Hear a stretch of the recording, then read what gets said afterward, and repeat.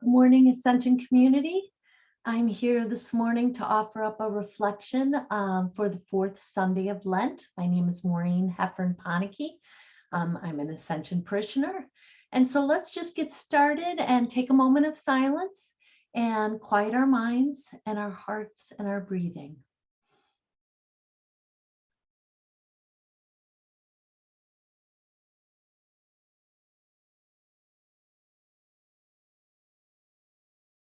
Okay, I will start reading today's second reading from the Corinthians. Brothers and sisters, whoever is in Christ is a new creation. The old things have passed away. Behold, new things have come. And all this is from God, who has reconciled us to himself through Christ and given us the ministry of reconciliation. Namely, God was reconciling the world to himself in Christ, not counting their trespasses against them, and entrusting to us the message of reconciliation. So we are ambassadors for Christ, as if God were appealing through us. We implore you on behalf of Christ, be reconciled to God. For our sake, he made him to be sin who did not know sin, so that we might become the righteousness of God in him. Thanks be to God. Okay, so this week we have what I read, the whole, all three of the readings capture this idea in our faith of radical forgiveness, a forgiveness that in many ways is hard for us as humans to fully embrace. So it was a gift today to read. When you read today's gospel, you'll read the story of the prodigal son. And in my mind, it is one of the most powerful stories Jesus tells. It is one of radical and joyful forgiveness. That is not the type of forgiveness that comes easily to us. In the story, when the son that had taken his inheritance, he left home, he squandered all of it, he comes home feeling shame, and yet his father runs in joy to receive him. So take a moment, close your eyes, and imagine this father running down the road in joy to meet his son, arms spread, a radiant smile on his face, and love emanating outwards.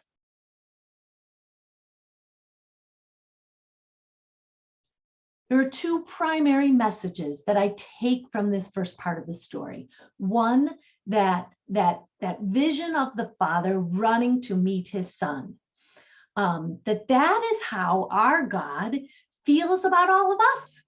So that vision of the Father running down the street is how our God feels about us. Even if we have made mistakes, we are always welcome back. God will always joyfully receive us and will forgive us. So that's the first message. I think about God in that way. And the second I hear is Luke's words in the gospel that tell us that we are called as humans to practice that type of forgiveness that was practiced by that father. So we're supposed to emulate that father and that vision of God that we have. The father could have felt anger, but he did not.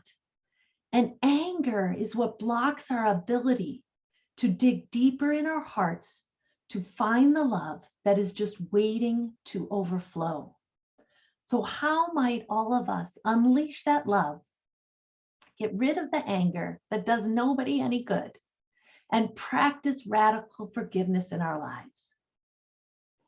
And then as the story continues, we read of the elder son who cannot understand why his father would celebrate the younger son while he himself was the one who had stayed by his father's side.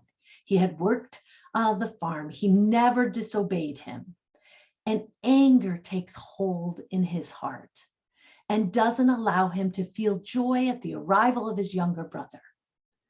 And many of us, we can identify with that.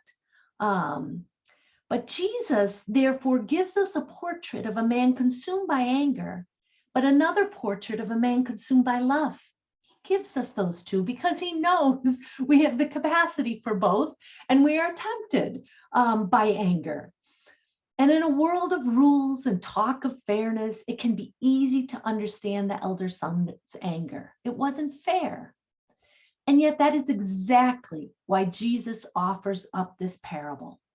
We humans are handicapped by our own emotions at times, by anger, feelings of being treated unfairly, feelings of selfishness, etc.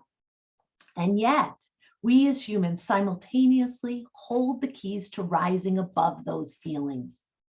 We have that capacity in us. And Jesus knew that. God always knows that. Our faith is there to guide us to those keys.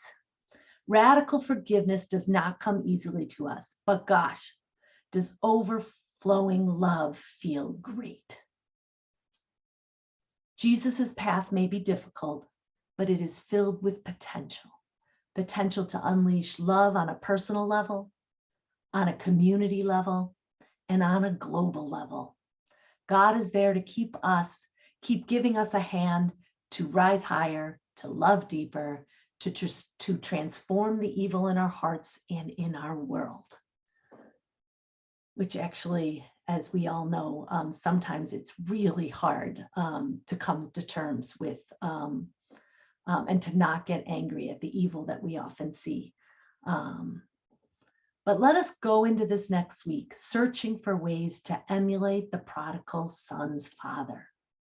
How might we feel joy, love deeper, and throw out those human feelings of anger, selfishness, righteousness that only serve to block our path towards God? So I wish you all well this week. I will try to live by the words that I just said. Let's all hope we at least make incremental progress. I think that is a realistic goal for a week. Or maybe we each identify one place that we hold that anger or haven't been able to forgive, and we just try to kind of chip away a little bit of that this week. And hopefully that allows us to open up and flow and love to flow out all different directions. So I wish you well on your challenge. I will be with you, and I hope everybody has a wonderful week. Take care. Bye.